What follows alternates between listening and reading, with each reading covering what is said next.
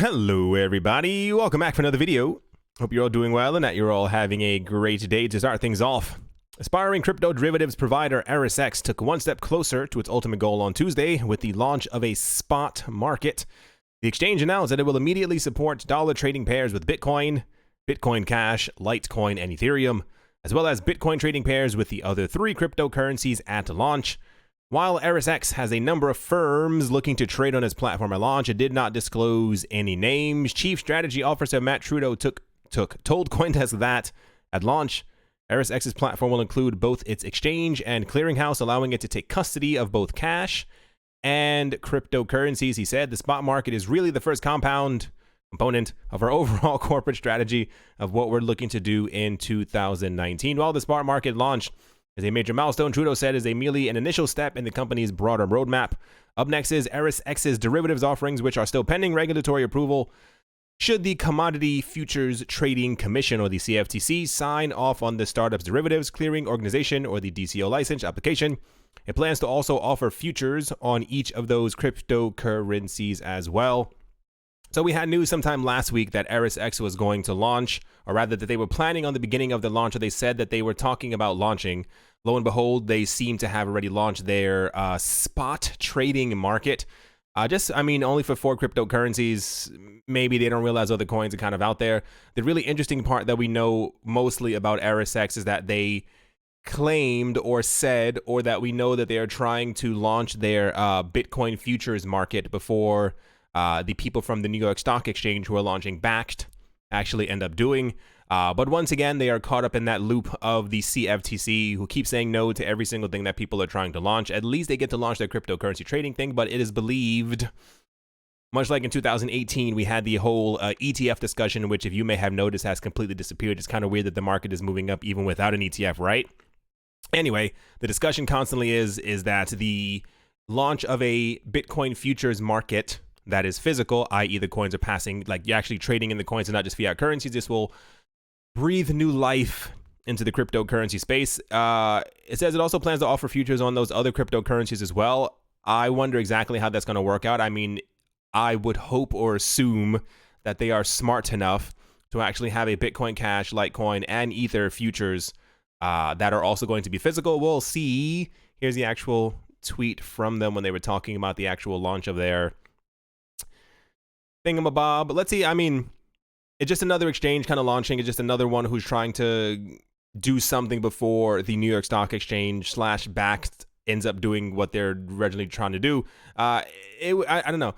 I feel like the New York Stock Exchange would be better poised to actually launch theirs first, but who knows? Eris X may have, given their letter of intent maybe a couple of weeks before the people from the New York Stock Exchange. Next up, here's a really weird one. Over the past week, a mysterious miner calling himself Satoshi Nakamoto has been mining on a great scale, and his target is Bitcoin Cash. The name of the Bitcoin founder seems to be loved by bad actors, or at least suspicious ones. As per data from CoinDance, the Satoshi Nakamoto miner now controls 40% of the Bitcoin Cash hash rate. Last week, this figure went only as high as 35%. Many Reddit users believe that this could result in a continuation of the hash wars that started in November last year when Satoshi's vision got off the Bitcoin Cash chain. Redditors assume, here's the weird part, that Satoshi Nakamoto, who is mining Bitcoin Cash aggressively, could be the Bitcoin Cash Satoshi Vision creator, known as Craig Wright. Approximately a week ago, a miner who works under a name Satoshi Nakamoto started mining Bitcoin Cash, grabbing 35% of the hash rate. By the start of this week, Satoshi was already in control of 44%. When a miner gets control of the hash rate majority, that is to say over 50%, that is 51% on a blockchain, they can begin to double spend on that actual blockchain. That's not even the full depth of what can happen when you have 51% control over a network. So no one knows exactly what's happening. If you want my opinion, for those of you who are here, I have a feeling we may be entering the beginning of the end of Bitcoin Cash, and that's not because I don't care for Bitcoin Cash. It's not because I don't think it should exist in the first place, but I think everything that's been happening with Bitcoin Cash, Satoshi's vision, all the delistings, the drop in support for it simply because people are slowly coming to terms with what it actually is, has been an issue for Bitcoin Cash for quite a bit of time. There was also an issue in 2018. It definitely wasn't 17. It was 2018 where we had some group of people. I don't remember exactly who they were. They came forward on the internet, obviously, and they said that they were going to dismantle Bitcoin Cash and that they were going to cause not denial of service attacks, but it was pretty much like you wouldn't be able to use it. They were trying to get 51% of the entire network. A lot of people believed back then that it was also maybe, allegedly, no one knows, that it could have been Craig Wright and some of his people trying to also bring down the Bitcoin Cash network.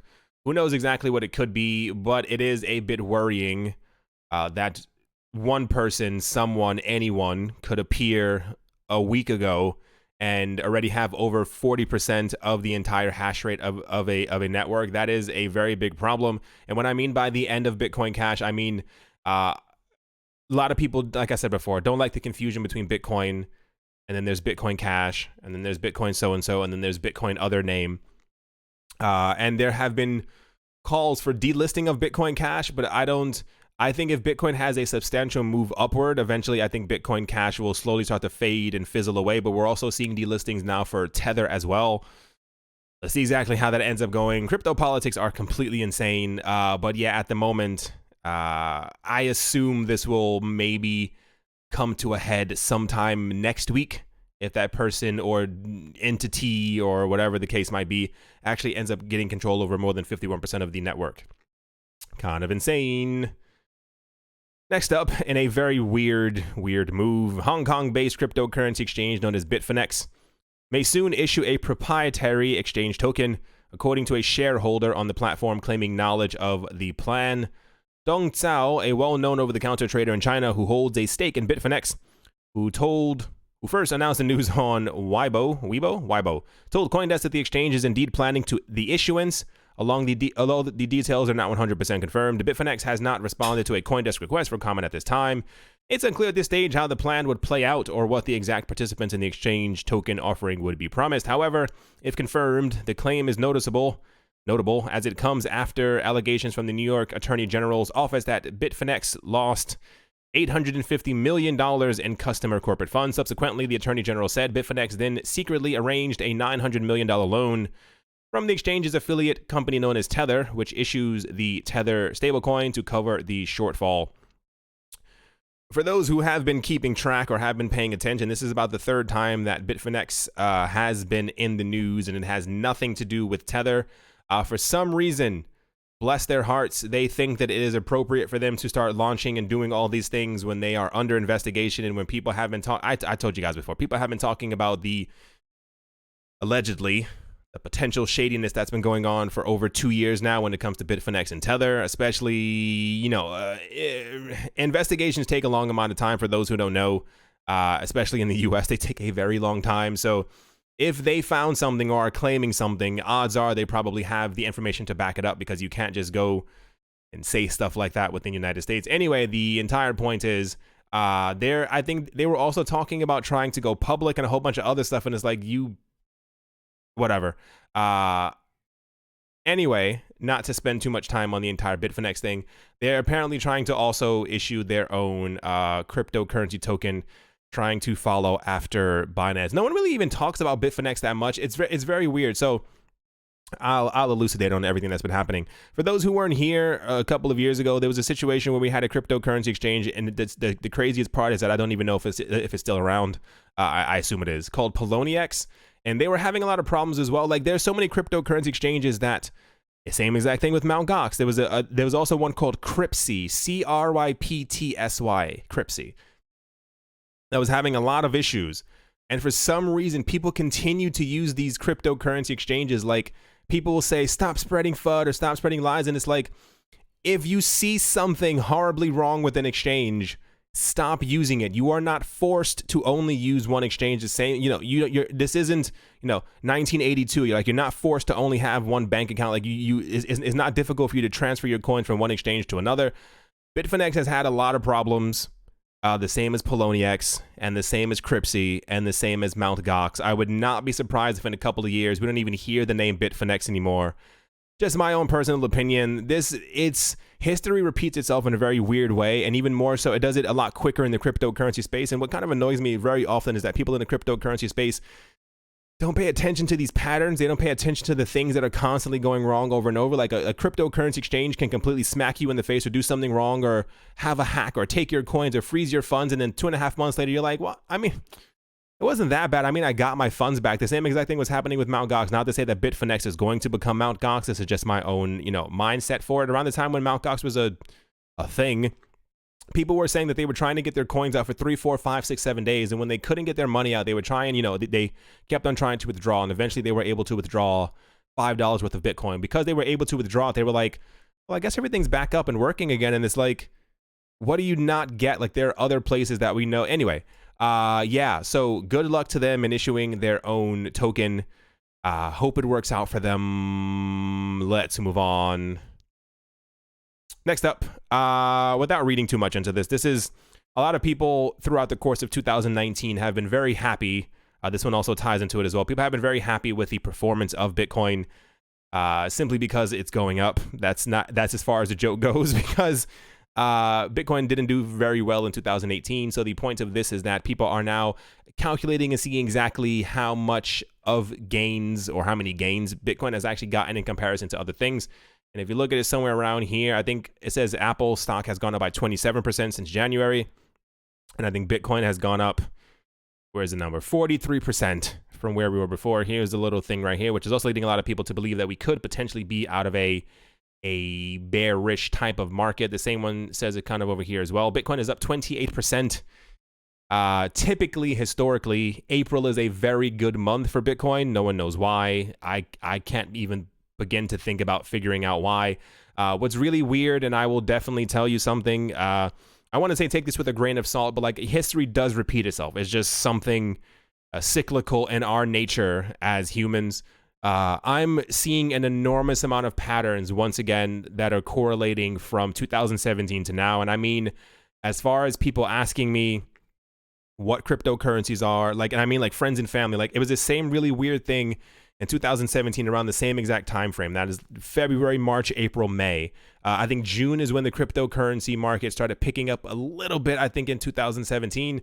I'm seeing something between the articles, the people talking negatively about cryptocurrency, the people talking positively about cryptocurrency, the people getting excited that the prices are moving up, the people talking about the prices are going to go back down, the amount of news, like the just a lot of really weird coincidences are slowly starting to line up. I mean, we'll see by this summer if the market has actually picked back up, but it's very odd, and I'm noticing them more and more every single day. Like the release of things and the placement of things and the launches and the parties and the events, it's leading up to, or rather, it's mimicking my 2017 experience with cryptocurrencies. We're still waiting for that golden $6,000 Bitcoin. Apparently, that is once again the number that a lot of people are waiting for. To kind of finish things up, Washington State has passed a bill that recognizes and protects the legal status of electronic records pertaining to distributed ledgers. The United States state of Washington has passed a bill that recognizes and protects the legal status of electronic records pertaining to distributed ledgers like blockchains. The bill substitutes Senate Bill 5638, was signed into effect by Governor Jay Inslee on the 26th of April. The original version of the bill had its first reading by Washington State in January. The bill has now passed with 96-1. Okay, and will go into effect in late July. The new law has a clause which prevents discriminating against electronic records which have in some way been part of a distributed ledger. That's insane. They said an electronic record may not be denied legal effect, validity, or enforceability solely because it is generated, communicated, received, or stored using distributed ledger technology. That, boys and girls, is probably the craziest thing I will read this entire week. Before I even get to this, I'm going to go to something else that popped into my mind as I was like reading part of this area over here. I was listening to a podcast and they were, I can't remember which one for the life of me. I do apologize, but wait, it must have been one of the, if you go to your podcast app and type in WSJ, you'll get to like all the Wall Street Journal things. They have one that's called The Future of Everything. I think this is where it was. I think. The point is, the section of the podcast that they were talking about, it was very weird. They were talking about how the introduction of AI is going to play a major role in the future. I don't really know how to kind of phrase that. A lot of people don't really realize that automation is a thing. It's going to be a thing. I have a friend who has a friend who, for some reason, doesn't understand that his job in the supermarket is probably not going to be there very, very soon. I was speaking to a person who is trying to, and I didn't mean to hurt their feelings. They're trying to become an accountant, and they were talking about, yeah, people are always going to have to do taxes, and I like sat there listening to them talking about their new profession, and so I decided to chime in, and I was like, yeah, and I was talking about blockchain and crypto and AI, and there are already people making things like this where pretty much you can feed data from tens of thousands of other instances or whatever case, it's just numbers. Like you don't, in the future, for those who don't know, we will be able to do everything online seamlessly, instantaneously, especially if blockchain ends up taking over. You'll be able to simply link or show your blockchain records to some type of AI for your tax records. It'll be able to calculate it immediately without having to wait the normal 3, 4, 5, 6, 7 months and kind of go, yeah, like, do you want to pay right now? Click yes. I'm going to pay from this wallet that is attached to this browser or that's attached to so-and-so and so. Do you confirm your payment? Like everything is going to be completely streamlined over the next 10 years. Is self-driving cars. I don't know if you guys saw the thing from Tesla a day or two ago. It was absolutely insane. You have to watch it. It's Elon Musk. He's standing on stage. Not to get too far to the side. Anyway, it was Elon Musk talking on stage where he's talking about the future of self-driving cars, and he announced that they're going to have this thing, or rather, I think he said every new Tesla that's going to be coming off the production board, whatever stream, is going to have this technology inside of it. He was showing that they have like the old computers that they had inside of the cars are now being replaced by these like microchips about the size of my hand. They have 2 computers on them, so should one fail, the other one will kind of pick up the slack, as it were. He was also talking about the self-driving cars that he said by 2020, I think every Tesla will have this integrated into it as well, as far as the self-driving feature. He was talking about their own self-driving fleet that's going to be coming about, and he was also talking about when you have a self-driving car, here's where it gets really interesting, and this kind of flows into the entire cryptocurrency thing. He said when you have in 2020, when you buy a self-driving car, he was showing like their cheapest, air quotes, model was I think $39,000 US, and he was like, yeah, it's going to be really cool because you can wake up in the morning, tell your car to open its doors in 3 minutes because you'll be downstairs to get into the car. You go into the car, it's self-driving, it drives you to work. You get out of the car, he goes, your car just kind of sits there all day. So because it's self-driving, you'll be able to simply link it to the Tesla app and have your car pretty much be a self-driving Uber that'll drive around by itself, picking up people. He said, so while you're at work making money, your car will also be able to make you money. He said, when you are ready to, to go home, tell your car to come back, it'll pick you up, take you home. And he said, while you're sleeping, your self-driving car can also still self-drive and go pick up other people. And it was kind of this really weird, I sat there like my jaw on the floor and I was like, that's going to be the greatest thing in the entire world because it's another way to kind of earn money, especially if we end up, first of all, I'm pretty sure that other companies are also going to integrate something similar, also have their own self-driving cars, but it's going to be the ones who integrate payments in cryptocurrencies. It's going to be kind of the coolest thing. Like I said, getting back on the road, I'm about 5 blocks from the other side where I should have been, but that whole Tesla thing and self-driving car is very cool. The entire point that I was trying to make from the very beginning, I got sidetracked, was that in the podcast, there we go, they were talking about the future of lawyers, and I want to say Harvard, it just kind of rolls off my tongue. They were talking about some type of mega university in the United States that already has courses and classes for people to actually learn how to deal with AI and like blockchain solutions for when they're actually trying to win a case, because the idea is that in the future AI will become not so powerful, but like what it takes humans 20, 30, 40 years to learn and to kind of like barely master, robots will be able to take millions of cases. Like you can feed the data from literally 1 million cases that have happened all within the United States into one computer, and it'll learn it in less than a day. Like this is, if you have AI that is for one specific purpose, this is kind of be the entire point of it. So the idea is that in the future, people will probably have to defend themselves. Here's the weirdest part, because we're definitely in the future. You have to defend your client against a computer who has all the knowledge that you don't have or can't skim through your files fast enough. So the idea is that once computers become hyper intelligent, and that will eventually, I mean, if you end up in court in 20 years, you'll probably have a computer defending you against another computer as they go through millions, potentially billions of files from all the court cases around the world to kind of set a precedent for exactly what's ended up going on. So this is why I think it was coming back home while they're talking about, prevents discrimination against electronic records, which in some part have been part of a distributed ledger. The idea is that in the future, this state knows it, everything is probably going to be running on some type of a blockchain, whether that be private or public. And you can't say that this information is no longer invalid because it is a store of records that is immutable, and you can't say that this actually didn't happen because everyone has a record of this blockchain and every transaction that, or every single thing that's also written on top of it as well. You get it? It's completely insane. Like, I think a lot of people don't really understand how far we've come with technology, exactly how far we're going to go. But I mean, since I've gone off the rails already, a lot of people don't really get. And I want you to so bad. And I know even people listening now probably just not going to pay attention. But for those of you who do pay attention, please understand and try to watch documentaries. Watch anything you can. TED Talks, I don't care what it is. On the future of automation, on the future of everything, where this world is going, exactly how this world is going to become hyper digitized. Robots can do repetitive tasks. This is exactly what they're there for, and they're going to end up doing them. There are tons of factories around the world right now that don't even have humans inside of them. They run in the dark. There are no light bulbs inside of it because it's just the machines kind of working 24 hours a day. Robots don't complain. Robots will be able to self-drive. I mean, think of just watch stuff online. The point is, one of the reasons why I am so I think heavily into investing, heavily into cryptocurrencies, heavily into all this stuff is because the world is going to change very, very fast. And a lot of people are not going to be prepared. I think a lot of people who think that they are going to be prepared, or people who think that the world won't change as fast, are going to have a very hard time. Learn how to invest, learn how to save your money, learn how to, I mean, it's a lot. I'm not going to get deep, or rather I've already gone very far into it. But the point is, we're going to live in a very different world over the next 10 years. I hope that you are prepared. Yeah, I think that's all that I really wanted to say, at least at this point. The fact that they've released a law or have a law like this is completely insane. I've noticed that most states within the United States, some of them can be a bit more, a bit more progressive than others as far as like realizing where the future is going. There are definitely some other states who they're not going to get it for a while. Very good job, Washington State, for passing something like this.